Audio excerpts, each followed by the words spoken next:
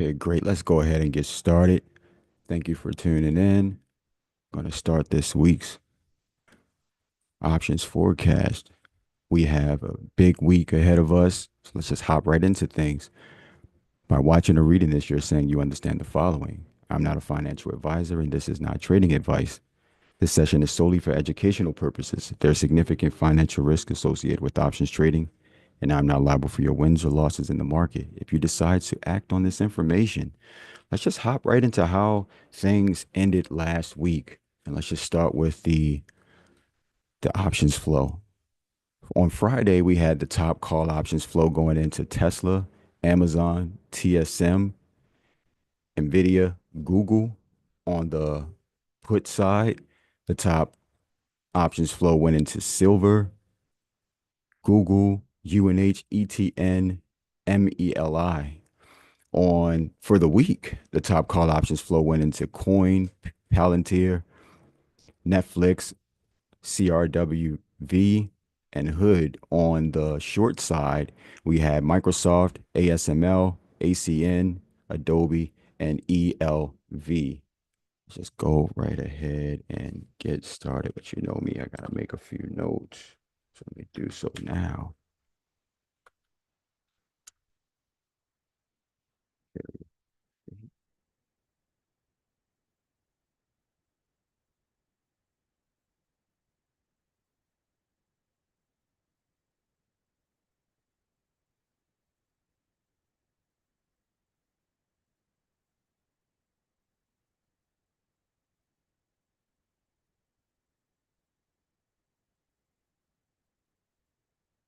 Oh,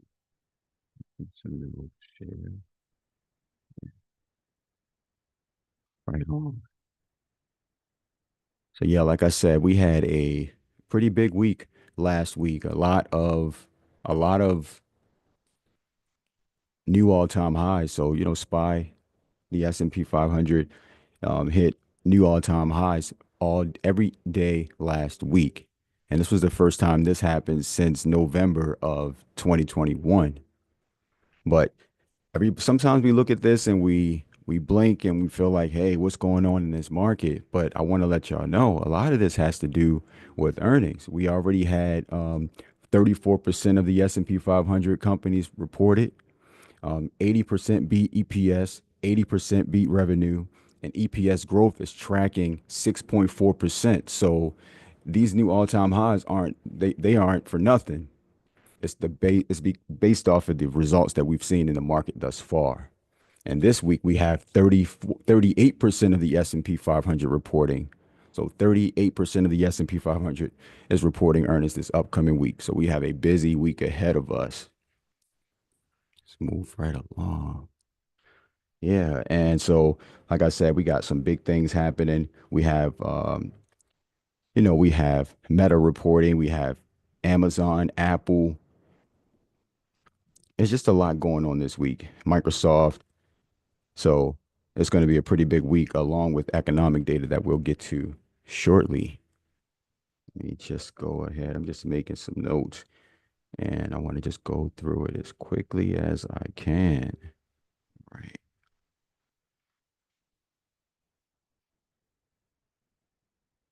So as far as Amazon, let's just go. I'm gonna start there with Amazon because I just want to make a few thoughts on that with Amazon. So we got Amazon reporting, and from one of the reports that I saw, that Temu has been ordered by companies and sellers that it cannot provide cheaper prices on branded products than that are offered on Amazon. So that's a win for Amazon right there. Because remember, a lot of time, a lot of their revenue was getting clipped because Temu was undercutting them.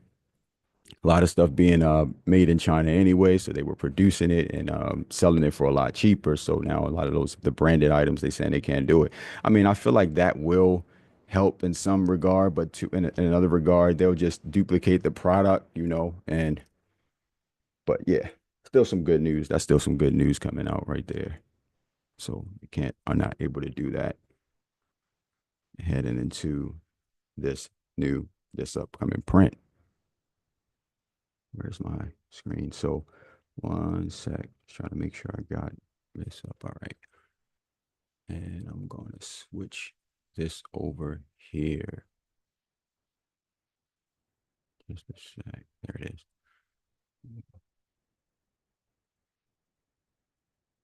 That's not Amazon. Hold on one second. I'm just switching over now.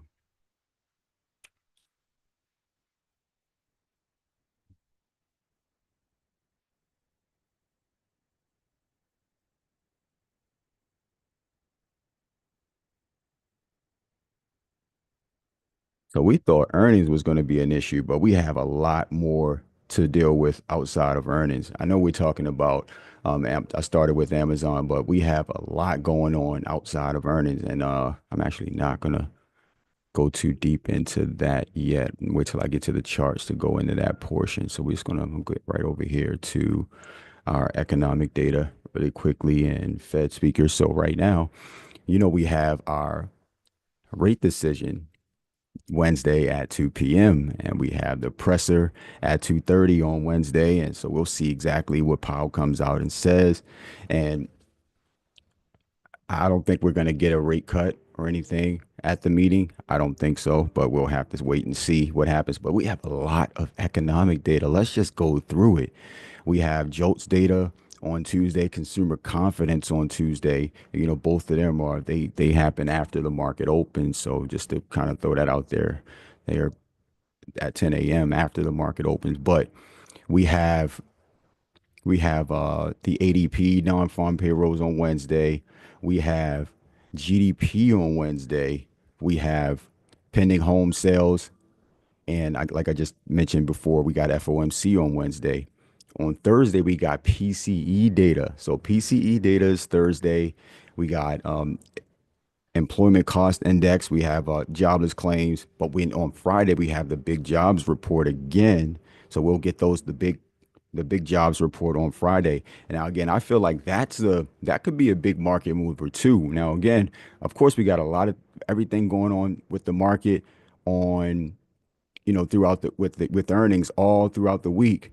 But this is something that we should keep an eye on because if we got the unemployment rate on Friday, we get the with the big jobs report, we get the average hourly earnings, we get the unemployment rate, and we get the actual payrolls. And so we'll just see if that supports whatever decision the Fed made already. And again, a lot of this with the Fed, Powell mentioned once before that they'll get they'll have he said sometimes they'll get the information, they'll know about it a day ahead if they have the data already. So he'll know that on Thursday. And even with PCE data, he mentioned that. I'll never forget that.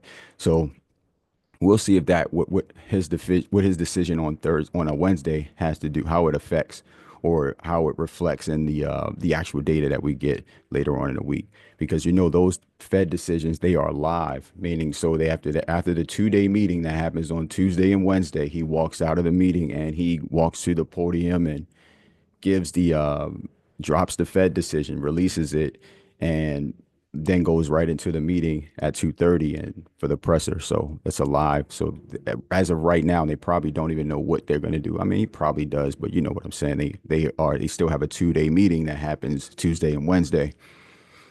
So all day meeting. So we'll see what happens with it. We still have we have ISM manufacturing PMI Friday and consumer sentiment on Friday. So we got a full stacked calendar. It's going to be so much volatility. Now this can affect a lot of things if just to throw it out there. So let's just say swing trades and anything. So if you could be in an earnings trade or something or anything, you swung and then PCE data comes out and it causes a move in the market or something. So it's just so many variables that could happen this week. I'm excited about this upcoming week and everything that it has to offer. Let's go right into these charts because there's a lot of them that I want to discuss. And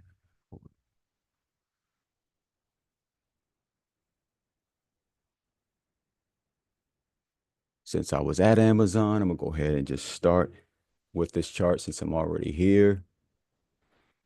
Chart looks pretty. good. I just looking at this rising wedge. You know, I don't like rising wedges, man, but let's just take a look at them. Look at it a few ways. Try to be as positive or not positive, but I'm just gonna try to just be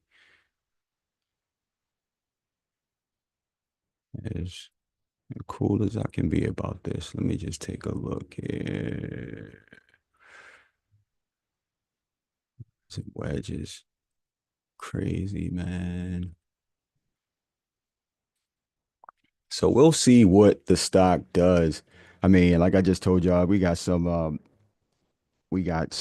news that came out regarding Amazon, but it wasn't nothing too major that could kind of really have it maybe on guidance. It can probably something that could, but you can't really guide towards that. I mean, you could, but we'll see. I know Amazon's AWS gains are steady.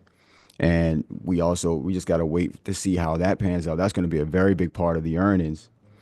And I feel like well, we know this. I'm not going to say I feel like it, but the e-commerce business is just is stable. It's just starting to stabilize. And but that's why I feel like that Temu news could actually play a big part in what we get for guidance. So let's just see what happens and or play a part, at least for one quarter of the next quarter, get the next quarter's guide or something like that. But right now, just looking at the stock, I mean, I like the way it's setting up. But you know, a rising, so you guys know what a rising wedge is. The rising wedge pattern is a bearish pattern. Stock rises up and it if it breaks out of the bottom of that wedge, it comes down. But then we got a double top forming. Like, listen, I'm gonna tell y'all. So a lot of people, and I know double top would kind of be up here, but it's forming. So this is what I'm gonna tell y'all something. This is the weekly chart that I'm looking at right now. With I see people like a call out a double top or something like that after it's already formed the top and stuff like that. These matter to for us to play at the time of or like when it's actually setting up, not after it's been played out or whatever. You know, who cares if it's a double top after after it plays out? You know what I'm saying? So we care about it before it plays out. Now remember that a lot of times these things could just they don't have to be the same height or anything. Sometimes just watch for these levels, come through and break out of here, and we got a lot of room if it does. But if not, this can come back down. But how would you play it or something like that? So if it was to come up here and reject, we'll just see how price moves when it comes back down here, if it does, or could break through and come up here and then reject and come back down. That's if it does, because again, it doesn't even have to play out. It doesn't have to play out at all. Just pointing it out that that's when I would play to the downside after I get a confirmation on something, but I'm not waiting for it to start coming down here and then, it doesn't matter after it did all of that already. But that's the weekly chart on Amazon. I wanted to look at it because I think we can probably if they have a good print, if there is a good print on Amazon, just look at the this is the weekly, and I came out here so you can just to zoom out a little bit so you can see exactly what's going on. And if we were to have a pretty good print on Amazon, where is this right now? This is 236. Okay, so that's 236. Yeah, I can see that. I can see that. So over, we got to see what happens with the stock throughout the week though, because it could run into the print, it could pull back. We do still got FOMC and all of that happening long before the print. So, but yeah, if they were to beat, then it probably could break out and take out the all-time high. But again, when these stocks have run up so much, it hasn't taken out the all-time high in a while though. It's had all-time high back in was that February? Yeah, okay. So we haven't gotten there yet. We're pushing all-time highs again on it. So we'll just have to see how Amazon plays out. I'm gonna go back down to the weekly, I mean the daily, just to give you a setup on it for well just idea for trade because we finished inside, inside candle was a neutralizing candle. So it could go either way from here. And so right now for Amazon, I'll say over 233. So over 233, I'm looking for a move to 235.20 and then possibly up to 230, the all-time high, which is well, is that that's not the all-time high, but the 52-week high at 236.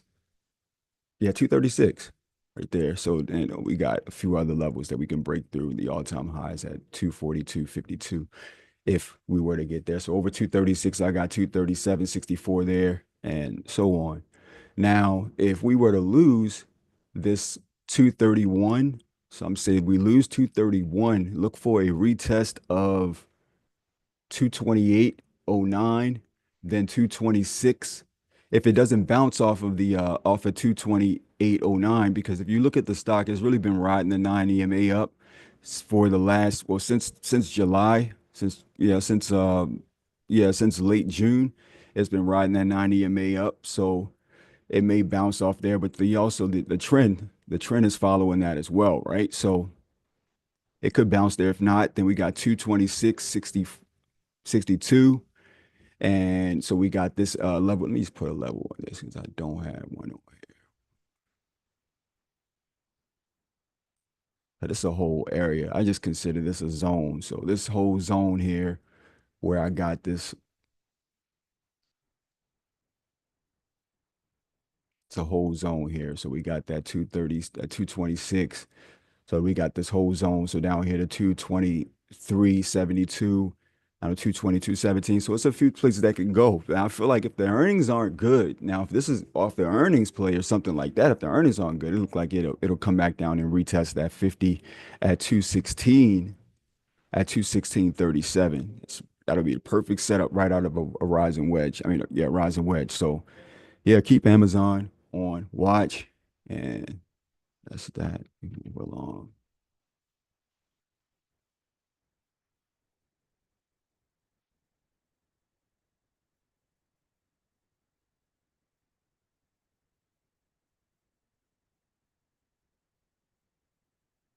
Microsoft is another stock that has earnings this upcoming week, and it's ran up over $100 since the last print. And, so we just have to see how Microsoft plays out. Bank of America upgraded Walmart. I'm saying Walmart, Microsoft last week. So, we're gonna keep an eye on it. So I feel like well, they're definitely banking on Azure's 14% revenue jump.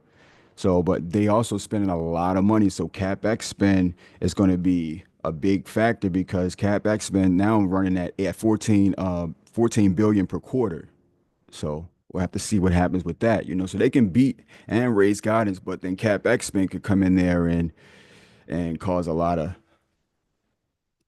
selling depending on what's going on. That's why we always wait for that call and hear what they have to say and what the vision is and what specifically what they're spending on and what the timeline is. So it all depends. It all depends. We'll see.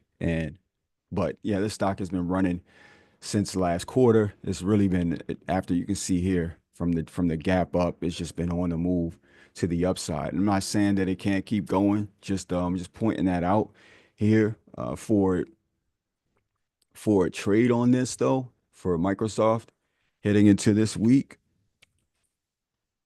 And again, I'm not talking about earnings for any of this. I'm just talking speaking off of a trade idea because a lot of times these stocks run into the print and or there will be some movement for the stock into the print. And so regardless of what it's going to do for earnings, right? So there's a catalyst for an interest in the stock heading into the print. So over 518.29, we can look for a move to 520 for this 520 and then possibly up to 525. Now, if we lose 510.36, look for a retest of 508.19. And we got a gap fill area down here also. So what did I say? Yeah, so 506.75, and then we got 502.65. It should get stopped right there if just like unless something crazy happens during the weekend, we like I said, one typically Microsoft is the first to break if SPY comes down, right? So we'll keep an eye on Microsoft now for earnings. If they missed earnings, man, this could be a nice move down to if the market was to close right, if earnings was tomorrow or whatever, right? And this is the stock, this is the price where it closed at. I can see a move down to that 50 EMA down there for 80. So that would be a good move. I mean, but or it could break out and run hit new all-time highs and run up there to 530, 535 or something. But we'll see because I think it would be healthy for Microsoft to pull back heading into the print. That would be a healthy thing for Microsoft to do, in my opinion, because otherwise you have to look at it like this. They could have a blowout quarter again. They can guide up. We know we got the CapEx spend, but we already know about it, a lot of things that Microsoft is doing already. And that's why the stock is as high as it is right now. So everything is already priced in. So we have to see, they have to come out, they have to blow out the quarter, and they have to impress us with something that we don't already know, or just it really have to have a crazy blowout quarter. Now, if they lower guidance or something like that, it'll probably come all the way down. Let me look at the weekly. Yeah, no, I like that 480. That would be nice. That'd be a nice place to come down to. And then we got 470. But yeah, no, this thing's been running up like, look at this. Look at this. Look at it. I mean, it is Microsoft though. It's been Microsoft. And then we also got to look at it. Every chart tells a story.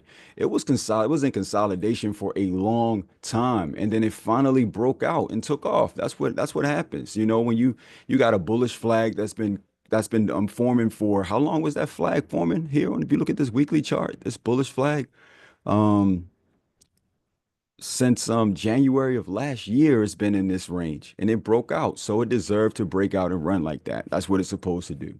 So I'm not going to look at that as really too extended, but just with earnings looming, you just have to be careful. Yeah, so that's Microsoft. And yeah,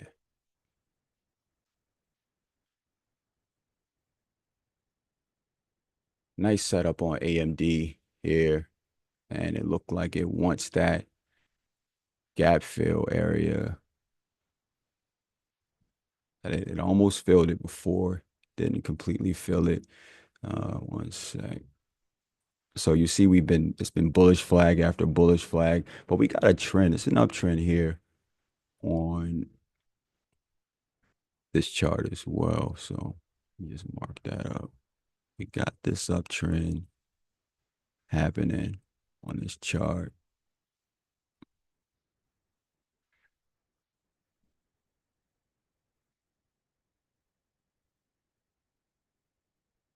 So I don't know. Like I said, we're gonna see how this plays out, right? But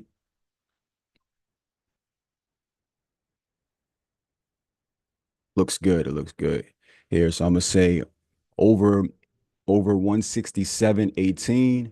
I'm looking for a move to, yeah, 167.18. Looking for a move to, my first target would be 171.12. And then we're in that gap fill area. Second target after that would be 177.53. Now, of course, there could be some other some micro or some mini targets in there, second level targets in there, but those are the levels that I'm looking at for this chart for now. Now, on the short side, if we lose that 162.36, I'm looking for a retest of 159.75, the 157.85, and 154.49. But keep it on watch. It's been a lot of volume going into it, and it's been making higher highs. So see if we can continue, see where we're headed.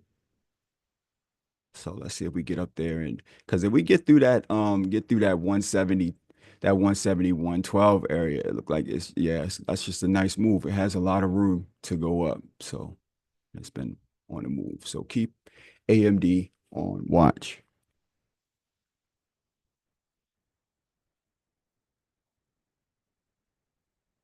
Deck came through, smashed earnings, ran like a bat out of hell.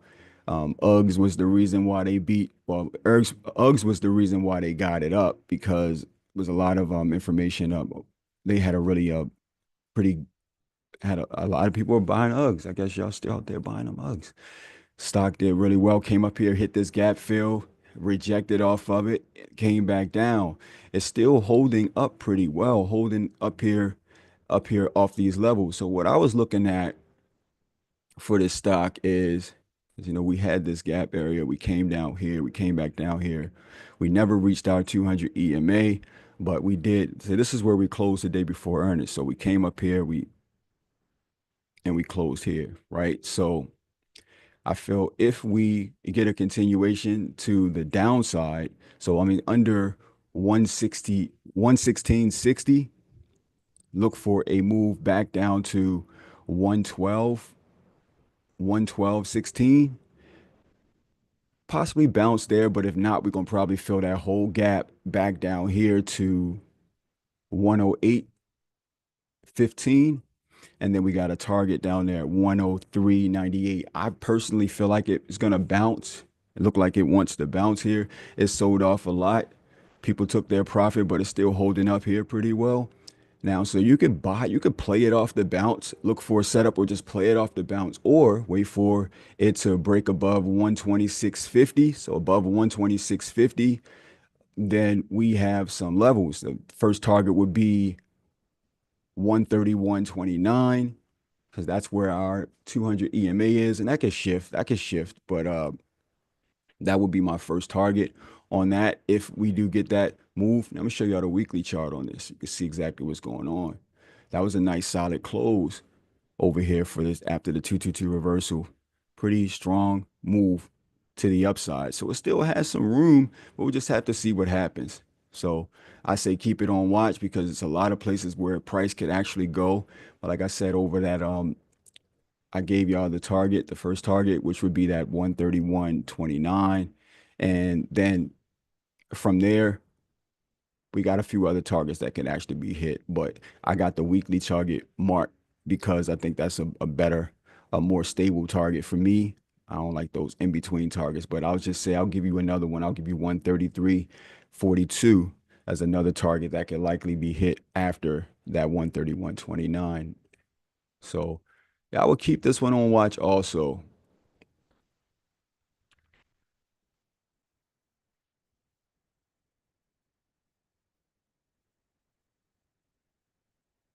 ServiceNow, this chart looks very interesting right here. It's another company that had earnings, ran like a bat out of hell, then just pulled back. And hold on one second. We closed under the 200 EMA, closed under the 50, closed under the 9. I'm sorry, we closed under the 200 moving average, closed under the 50 EMA and the 9 EMA. Look like it wants that gap fill area. However, it's holding this support right here. So we'll just have to see how this plays out here. Looking at it now to the downside, if it loses that this was I was going to tell y'all this on Friday, but I just didn't want anybody to try to start swinging nothing because I said something about it though. So I didn't say anything about it.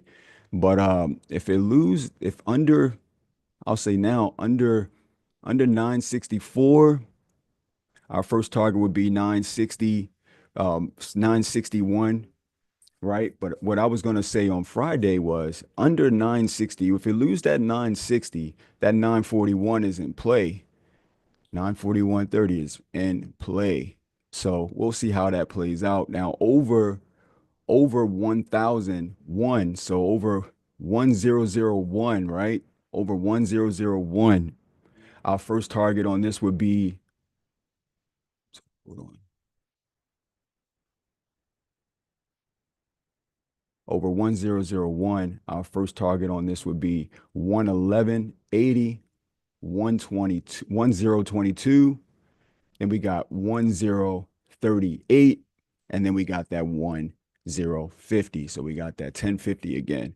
So it's a lot of range on this. You just got to be careful with a stock like this though, especially because it's so expensive. It's always expensive all the time. So you kind of got to play, if you're going to play it reasonably, you're going to be out of the money, but you just got to watch the spreads on it because the spreads can be devastating. So Yeah, but keep this one on watch. It looks good. I love the way it closed. And here's the weekly just to give y'all a little bit more context of what's going on. But that's crazy. It went all the way up here, hit that, played out to perfection, then came crashing down and hit every single target that I had for it. But it just happened so quickly.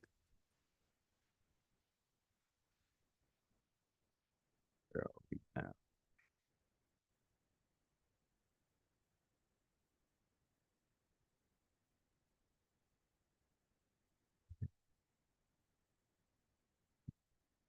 because that pullback looks great on coin. Looks really good. Like a nice pullback on the stock, right? So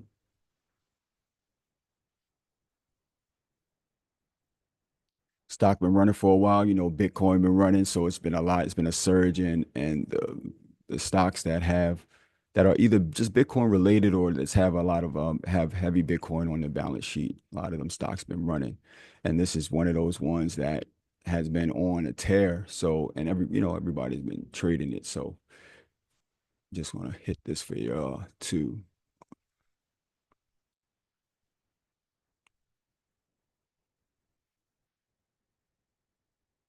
So yeah, we got coin right here. And so it closed under his 9 EMA, which is okay. I like how it's holding up nicely here at support over 397.48. Look for a move to 405.72. Above that 405.72, I'm looking at 420. So and even higher. We got a nice setup on this one. You see where the high is on this stock, right? So it's been moving.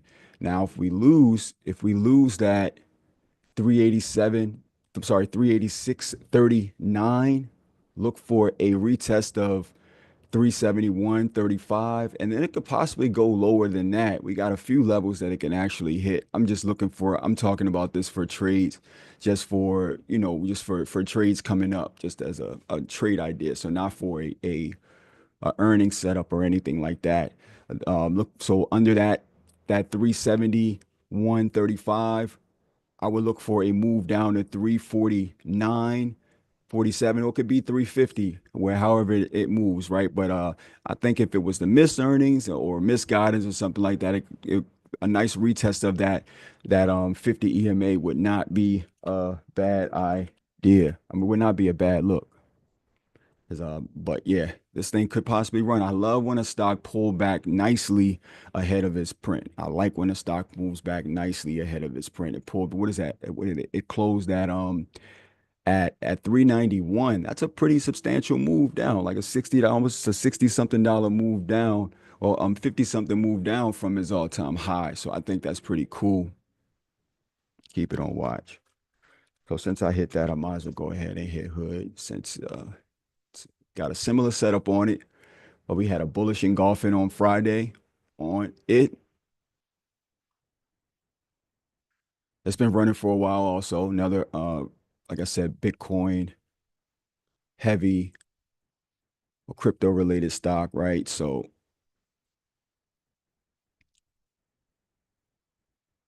and we have a gap fill up here that'll hold up. What is the all-time high on this? Yeah, that is the all-time high on it. Just looking at it in real time. With that, let me take a look at this weekly chart. Finish inside on the week and a bullish engulfing on the day with is that a 2-2 continuation to the upside, but that's a one. That's a three. That's a three. Oh, a three. Yep, that is a three. Sure is. So we got a three and a two. Okay. But still a bullish engulfing, and it looked like it wants to go higher. So what I say the where I what I got is over 106, over 106.39. I'm looking for a retest of that 109.69 area, and then possibly even higher, all the way up to that all-time high. And then this thing can go. Now, if we lose that 101.05, then I'm looking for a retest of 184. And we hold on, got a few other levels that we can hit on this stock. 98.38 and so on. But I don't think they're gonna pretty much the way this closed, I think it's gonna probably hold up in this area, but we'll see. Again, earnings. Do they got earnings? I'm not sure if they got earnings. I'm just yeah, I think they got earnings this week also. Yeah, so that's another stock that could it's going to be contingent on the print, but and I'm gonna let y'all know really quickly, especially with coin. If you're thinking about trading coin as a trade idea, like as an earnings run up trade or anything like that, it's going to be extremely overpriced. The IV on those contracts going to be something out of this world. And so just make sure if you're trading these things, now I want y'all to hear me carefully on this. If you decide to jump in one of these plays and just play it as a trade idea or something throughout the week, only trade it in a setup. Like so if a breakout happens with volume and you actually trading a setup, you want to trade this trade to trade it and then get out and take your money and get out. Because what happens is I don't think the IV is going to go down like exponentially because they got earnings coming up. But the trades being so they're going to be so overpriced is going to be I can't even explain how overpriced they're going to be. But when the stock stops moving and starts to consolidate a little bit, that the Vega exposure on those contracts is gonna fluctuate, and you're gonna feel like your contract is just like even if the stock isn't really moving too much or whatever,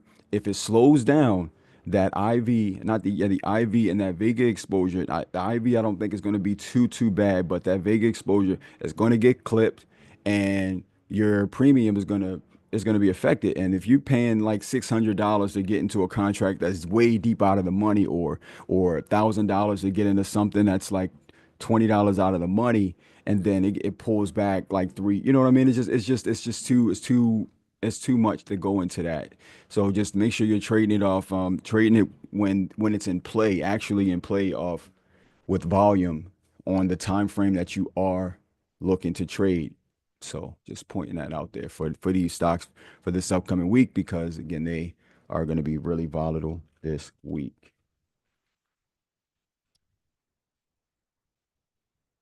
I'll hit the MSTR too, right? Look, it's almost a similar setup too on this one. I like MSTR better. It's MSTR. It is. It's a nice stock. And where is this? What is that? Okay, cool. So we got a, what is that? A 2, 2. Is that a one or is that a two? Yeah, that was a one. I think. Let me just see. Hold on. Yeah, that's a one. So that was a 2, 1, 2 to the downside here. Finished with a doji on Friday. And so yeah, if you're looking to trade this, I'll say over 410.95. My first target on this would be the is that 414.92. My second target, yeah, the 414.92. Then we got 417.85. Then we got the 90 MA at 420.30. And over that, we got 430. If we lose that 402.20, my first target on that is 397.24. Then we got 393.52 and so on. This thing can move. So just keep it on watch. I think I like where it stopped at here. Stopped up in here though, because let me just get this one. I just like the way we got this to stop up in here, right? So I feel like this could bounce off of this area. I mean, even though we got the downside, we it pulled down. So we just see what actually happens, and I'll go from there. Look like a nice place for it to bounce. But it's been running up for a while, and but we'll have to see what happens. A lot of it be contingent on Bitcoin, also.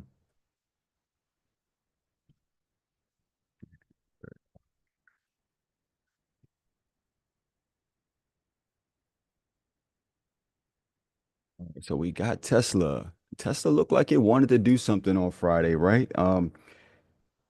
Like we talked about it last week, right after the Tesla print, Tesla came back down. The bulls defended that 300 price level, and it ran from there. It made like a 20, was that like a $20 move? After we ran like $23 after bouncing off of 300. So it came down to 300 and it held. So the structure is still intact on Tesla. Only thing, there's a few things that I worry about for Tesla. You know, California, they just came out, California bans Tesla from testing or transporting passengers in autonomous vehicles. So that just came out over the weekend. So we'll see how that affects the stock price because I know they got some rollouts happening, supposed to be happening in California. And so we'll see how that's going to happen I think this week, whatever. Yeah, so for Tesla, over 323.63, I'm looking for a move to 325.15. And then for over 325.15, we got a few levels that can get hit there, but like we got 330.64, 3 and over 330.64, we got 333.81 and so on. Because so we'll just be watching Tesla and see exactly what Tesla does to the upside. Now, if Tesla loses that 308, if Tesla just loses 308, I'm looking for another retest of 300. So we'll go down to 300, 302. But I'll be looking for a retest of 300. We'll see if we hold that. If and again, they've been defending the hell out of that price level, so we'll see. And I wouldn't touch Tesla puts unless it lose that level, unless you're playing off of off of a reject or something like that, or a retest of something of some resistance level, planted on a lower time frame. But Tesla is still intact, still holding up pretty well after earnings.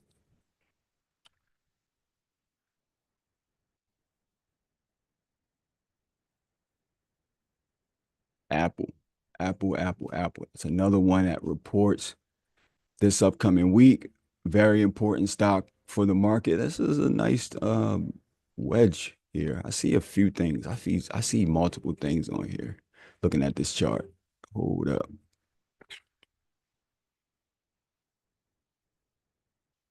See many things on this chart.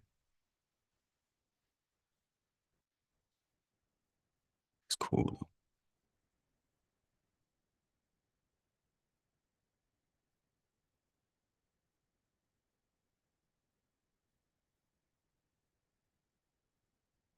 Finish right here at its close above its 9 and its 200 EMA, but it's just been rejecting this area right here for a little while.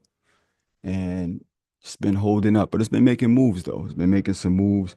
Some news came out last week. Well, it was like I think it was the week before last regarding Apple. Um, right now,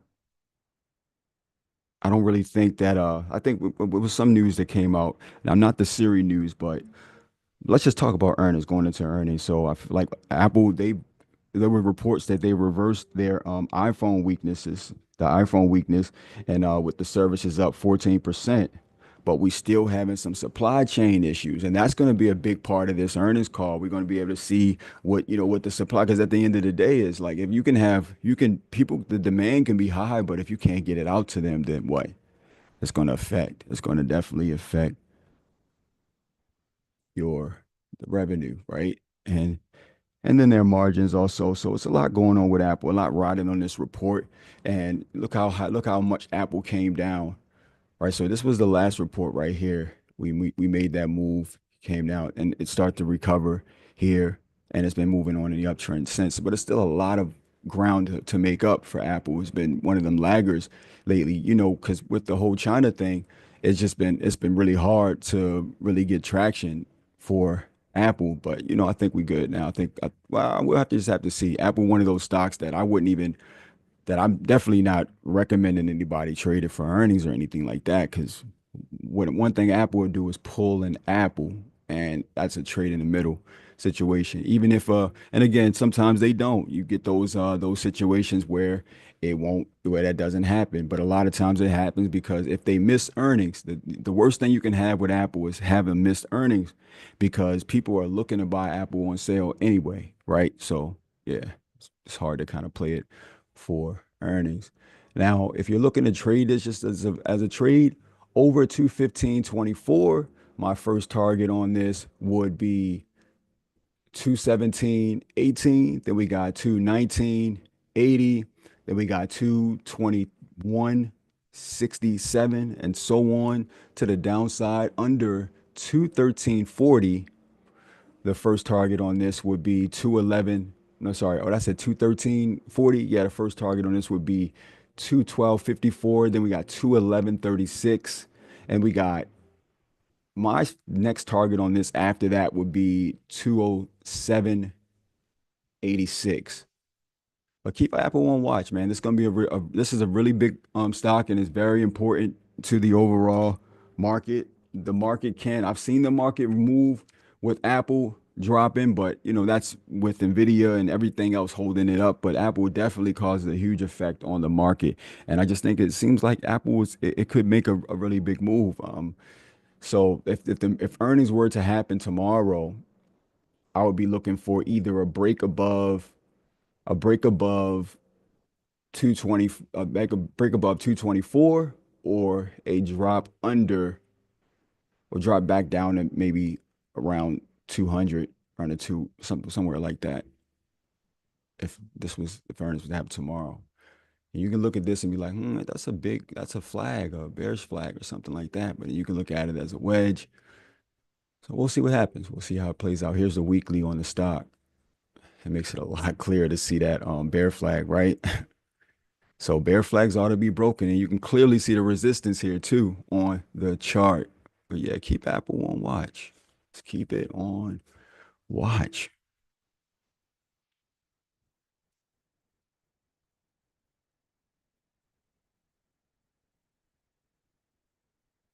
And we got Meta Platforms. We got Meta Platforms on deck this upcoming week.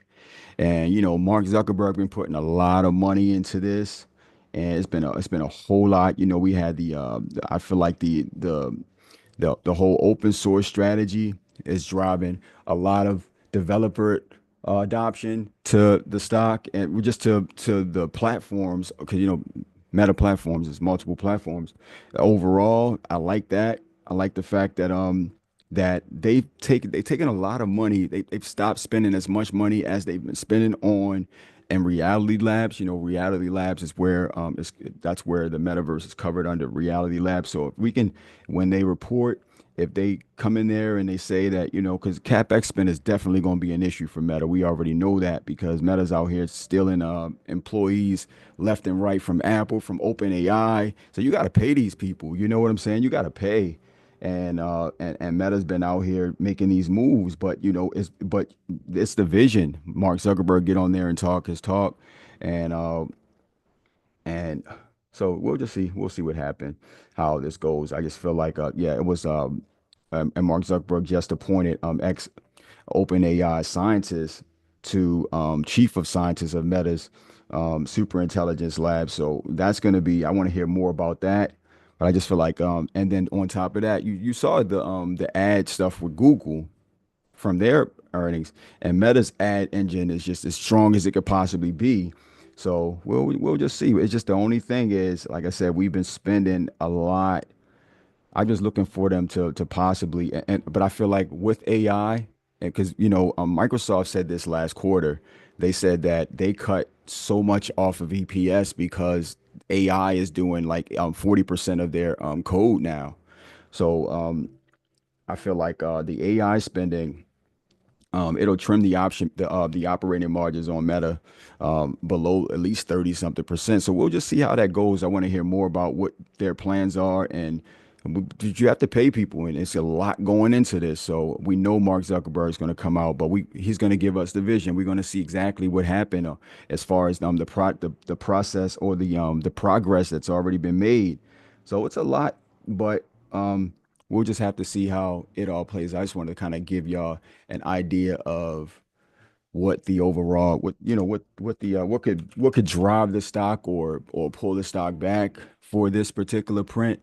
Personally, this seems like a quarter where Meta could actually really, where they can beat and raise guidance. I'm looking for a nice guidance beat and raise on this, but it could be offset by the CapEx spend. That's just the only problem that I have with the stock. I like where it closed on Friday. I mean, it's cool. It's cool. The close is cool. It's still holding the 9 EMA, but and it's just it's been it's been having an issue with this area this right here since it hit the top. 'Cause remember we came up here, hit the all-time highs, came down. We did the same thing here. Come down. Let me show y'all the weekly first before I go any further, so you can see how clear it is. And I like how Price been doing a pretty good job at holding up right here. We finished inside on the week. It's just setting up. It looks nice heading into this upcoming week. Here, I like a nice pullback heading into an earnings print. So if you're just looking to play this for a regular trade, over 720.65, my first target on this would be, yeah, over 720.65. My first target would, I'm gonna say over, yeah, over over 720.65. First target 723.69, 728.37, and then we got 735, 88 is activated, and so on. Now, if we lose that 711.90, my first target on this, yeah, we lose 711.84. My first target on this is 706.78. We got 703.07. Then we got 700 again. So we'll see how they play around 700. The last time they let it drop and we went all the way down this, we retested 692.68, and then we got the 50 EMA right there at 686.92. Now Meta has to bring it though. But the thing is, look, Meta ran up a lot since the last print. Look at this. Look how hard Meta ran up since the last print. So, but we pulled back nicely because look how Meta ran all the way up to 747.90, and now it pulled all the way back down here to 712. So, we down like 30 something dollars heading into the print. So I think this looks good. We'll see exactly what the stock does because again, we have a lot more of week ahead of us before the print. I think the stock looks great though. I think it looks great. So yeah, keep Meta on watch, and I'm looking forward to this week, fam.